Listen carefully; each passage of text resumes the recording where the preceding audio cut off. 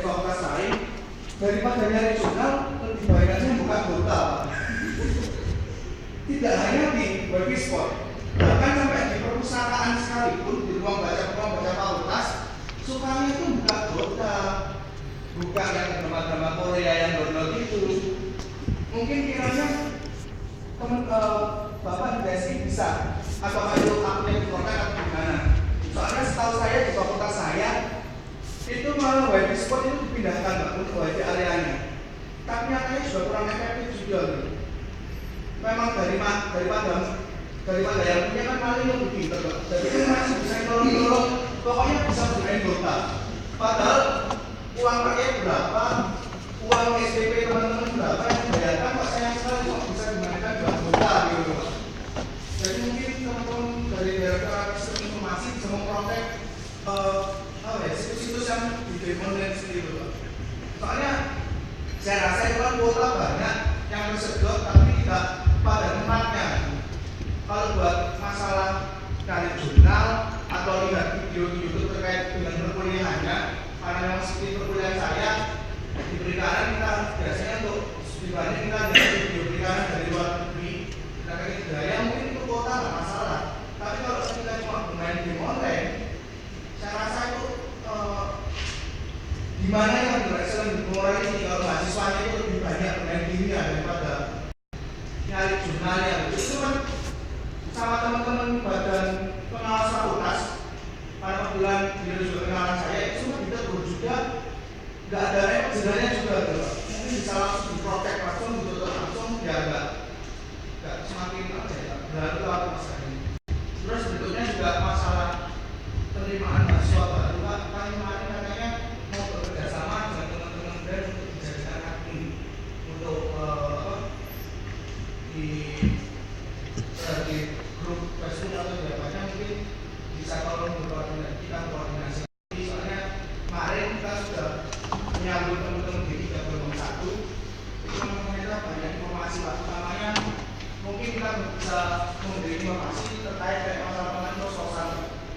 Banyak teman-teman mahasiswa baru yang cari di kos-kosan.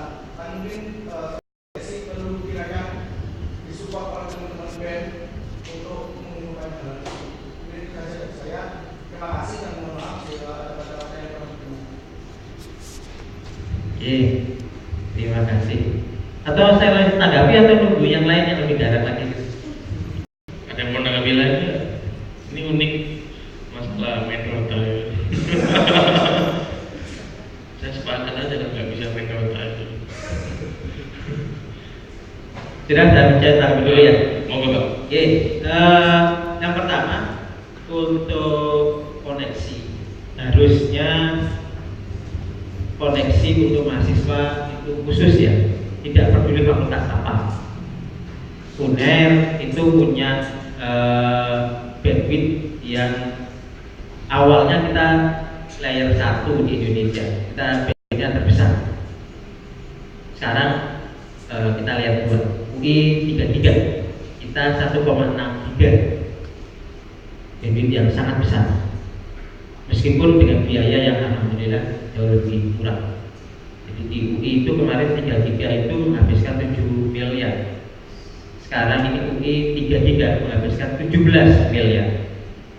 UNER 1,6 menghabiskan 3,5 miliar. Gitu. Insya Allah tahun depan kita akan naik menjadi 3 giga dengan biaya 4,2 miliar. Agendanya begitu. Harusnya UNER tidak boleh ada isu bandwidth. Harusnya ada banyak hal yang harus kita selesaikan ya. Oke. Tapi saya ingin mahasiswa UNER adalah mahasiswa yang mudah berselancar ke internet. Mahasiswa UNER adalah mahasiswa yang sudah go to cloud, jadi tidak kuper tentang internet, dan memang akan saya betulkan dengan komunikasi perguruan tinggi yang lain di dunia maya, baik nasional maupun internasional. Kalau begitu, artinya tidak boleh ada perbedaan antara fakultas. Harusnya kemungkinan peralatan yang di fakultas itu yang belum optimum, DF PK itu ada peralatan yang memang sampai sekarang masih belum optimum di backbone-nya. Ya belum. Jadi intinya begini, hardware yang ada, katakan aja misalnya di sini ya, ini mau dipasang satu akses point atau dua akses point. Satu akses point yang biasa, yang standar, yang harganya di bawah 1 juta itu hanya mampu diakses 20 orang. Gitu. Saya sedang mati-matian untuk ngobrol dengan Telkom untuk semua blank spot UNER itu harus di cover. Saya sedang menghitung, saya minta Telkom untuk menghitung berapa biayanya. Gitu. Insya Allah saya fokus untuk UNER tenggelam di dalam dunia maya. Ya. Saya fokus karena tidak ada pilihan lain. Sampai harus maju di sana, sampai menang, sampai bertarung setelah sampai lulus itu titiknya. Ya. Titiknya untuk sampai bisa menyelesaikan pertarungan setelah lulus kuliah di situ titik awal menurut saya. Maka untuk itu saya harus mati-matian di sana. Jadi bandwidth mahasiswa itu saya buat sekarang ini sekitar 400 mega mahasiswa saja. Gitu. Jadi fakultas kita bagi, fakultas itu untuk dosen dan staf itu memang FK itu gede, FK itu sekitar hampir 60 mega. Untuk dosen dan staf saja, mahasiswa tidak bisa masuk sana. Artinya mahasiswa maksudnya lewat SSO, single sign-on, lewat akunnya Cyber Campus. Ya, akunnya Cyber Campus itu seluruh UNER itu sama, bandwidthnya total 300 sampai 400 mega. Itu sudah yang gede. Ya, rebutan. Saya melihat sampai sekarang masih di bawah 100. Saya sedih banget ini mahasiswa ini sudah pemain Dota, internet yang tinggi. Ini disuruh menghabiskan BNB saya nggak iso. Mau ngenet, apakah karena peralatan ataukah memang karena sampai tidak punya hobi ngenet? Itu yang bagi saya harus saya jawab.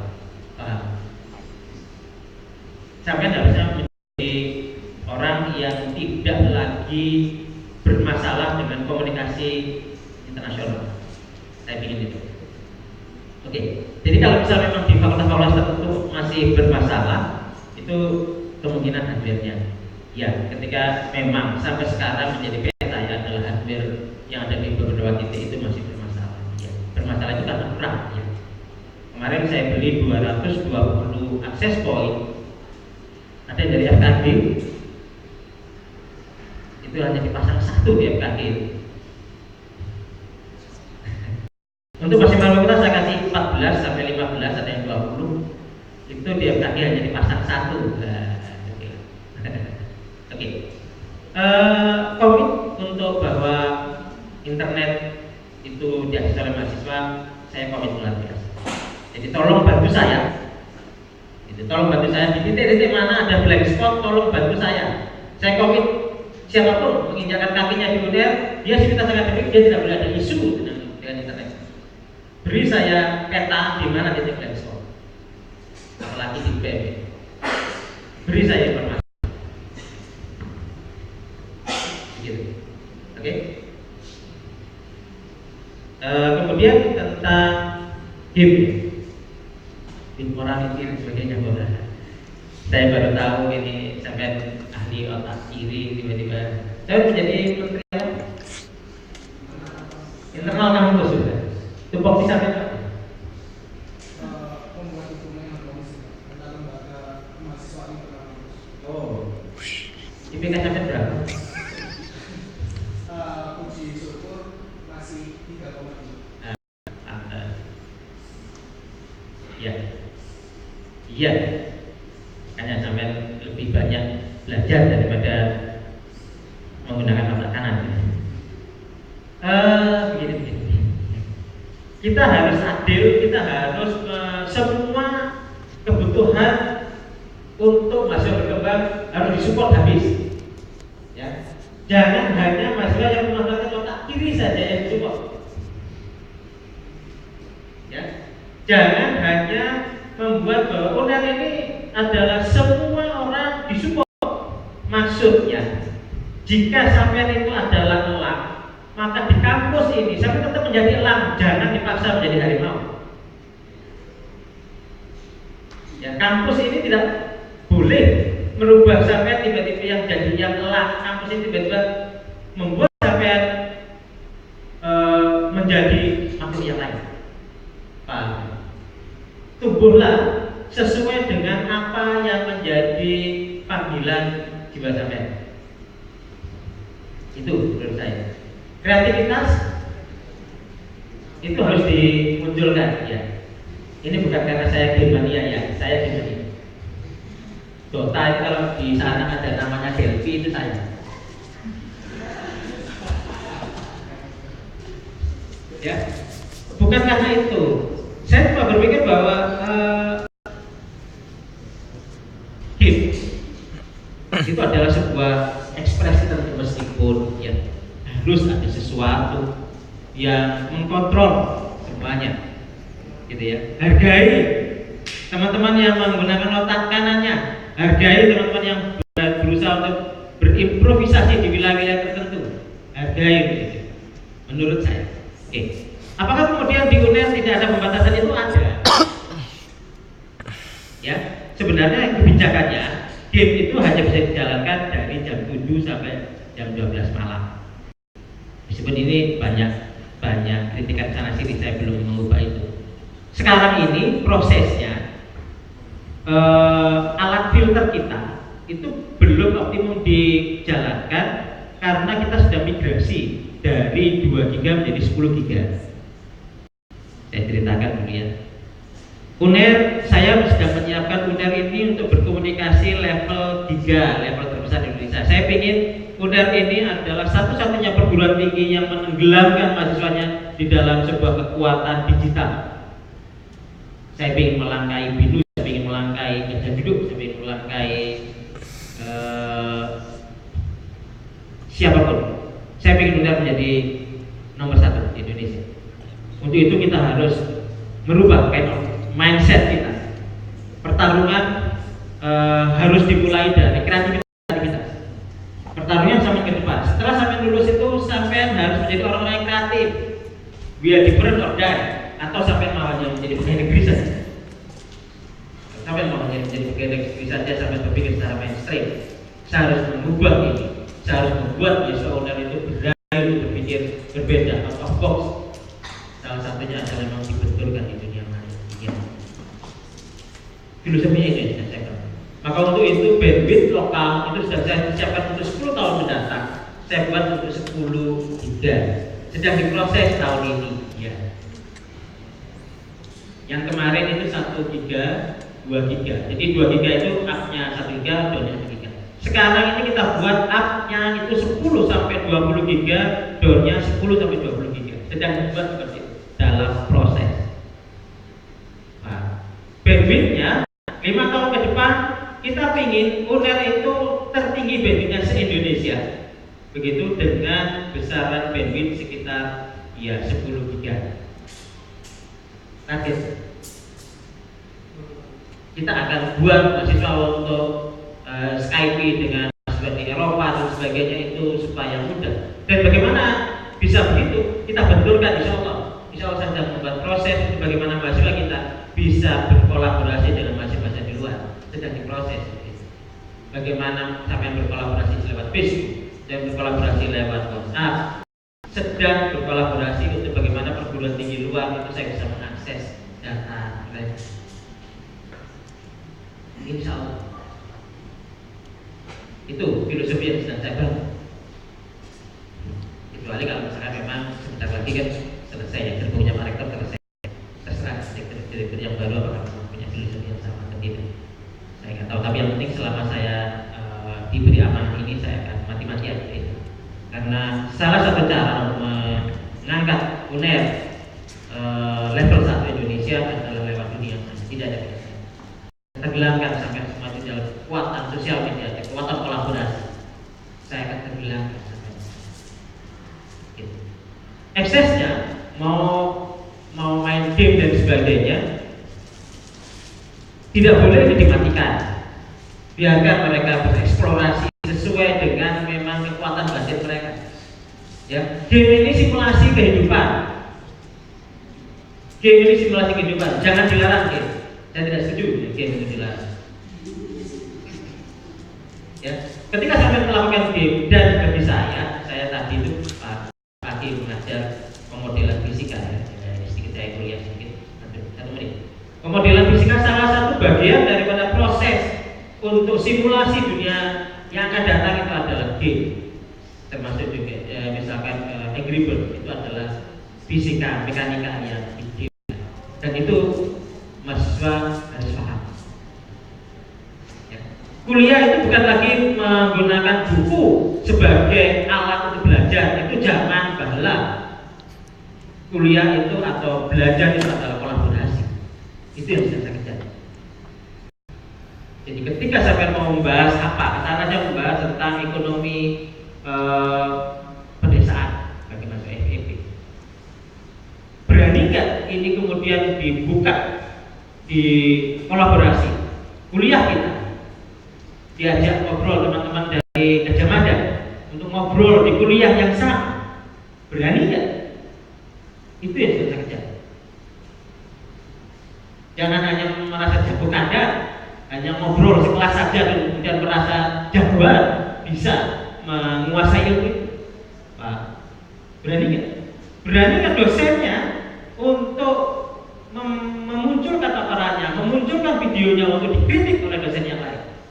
Berani nggak? Harusnya berani. Kalau harusnya nggak berani, sampai berani dulu. Ketika sampai berani berkolaborasi, dosennya akan malu dan berani. Itu yang saya sebut. Munculkan bahwa kuliah sampean, aktivitas sampean munculkan di YouTube, di sosial, kolaborasi yang ada. Kemudian benturkan dengan mahasiswa yang lain. Tunjukkan bahwa kita punya kelas. Kita langkai ITB, kita langkai UI. Oke, itu yang harus dilakukan. Itu visi. Sampai dari punya visi kita. Jangan hanya ngurusi administrasi lokal saja selesai. Artinya itu sudah selesai. Pikirkan ke depan. Pertarungan ke depan adalah bagaimana sampai bisa punya level di atas ITB, di atas UI, di atas jabatan. Oke, berani? Ya, gitu.